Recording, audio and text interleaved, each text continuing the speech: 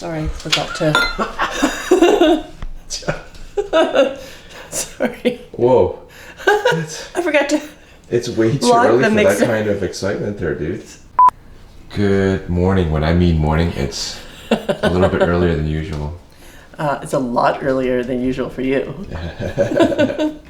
Got up a bit earlier this morning so that we can make some scones for the kids' breakfast. And I thought, yeah, we should film it. So get up. All right. We're making cheese and onion scones today, which I had posted on my Facebook page, and I had promised a recipe, so here we are. I'm starting off with 3 cups of flour I already have in my mixing bowl.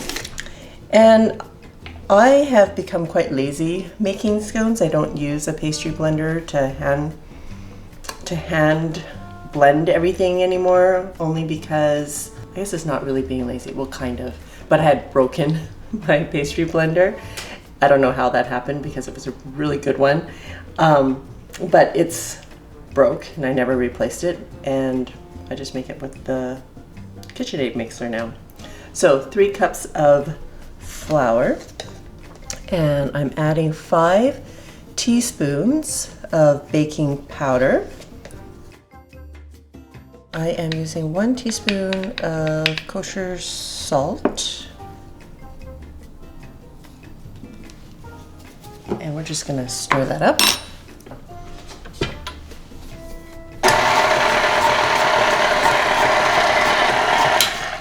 Okay, I'm just gonna grate up my cheese. I have 200 grams of this jalapeno cheddar, white cheddar, but you can use whatever cheese you have.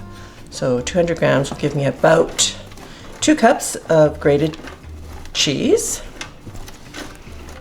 And depending on how salty your cheese, you may want to adjust the salt amount. Also have 1 cup of half and half, and I'm going to add an egg. And just whisk that in. You might want to use a larger mixing bowl. I'm just used to this. I have 2 to 3 stalks of green onions that I've already chopped. I'm going to put that in with my cream. No, what am I doing? Cutting in butter first. Whoa. Okay, so I have 3/4 cup of butter that I've already cut up into small pieces, and that's going into the flour first. That was a close one. I know. I was like, why is that already going in? And so instead of using a pastry blender, and you can do this part with a pastry blender if you'd rather, but I just let the machine do the work.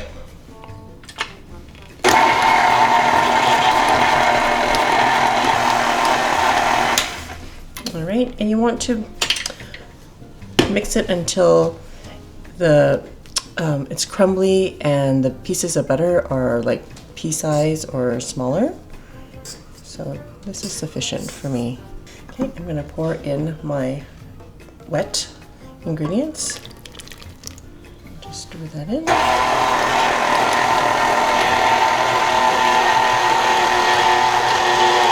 Okay, and that's just until it's moistened, and then we're going to add our cheese.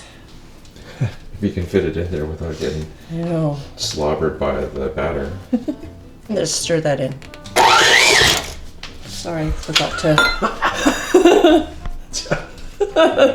Sorry. Whoa.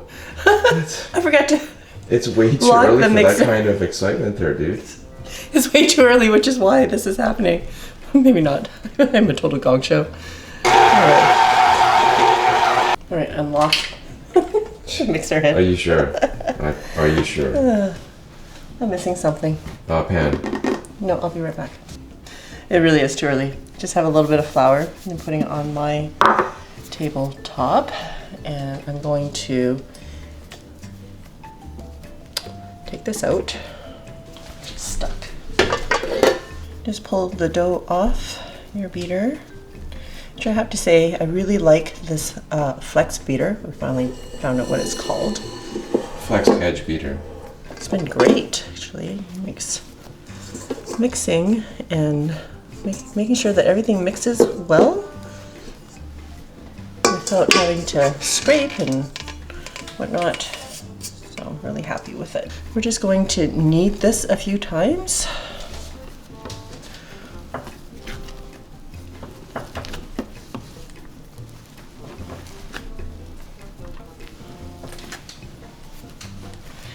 And that's it. Just gonna cut that in half and just make this into a disc. Just gonna press it down to make this disc. You don't need a rolling pin or anything like that. So we're gonna press it down until it's about 3/4 of an inch thick. And then we're just gonna cut it into triangles.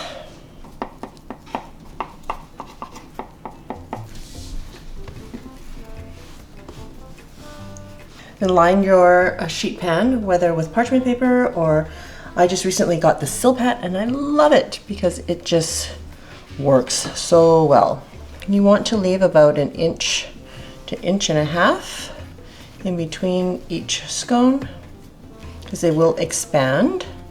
I try to put as many as I can on here because I don't want to bake 2 batches. So however they fit. I also don't want them to be one giant glob of scone. And I've already preheated my oven to 400 degrees and we're gonna bake this for about 18 to 20 minutes.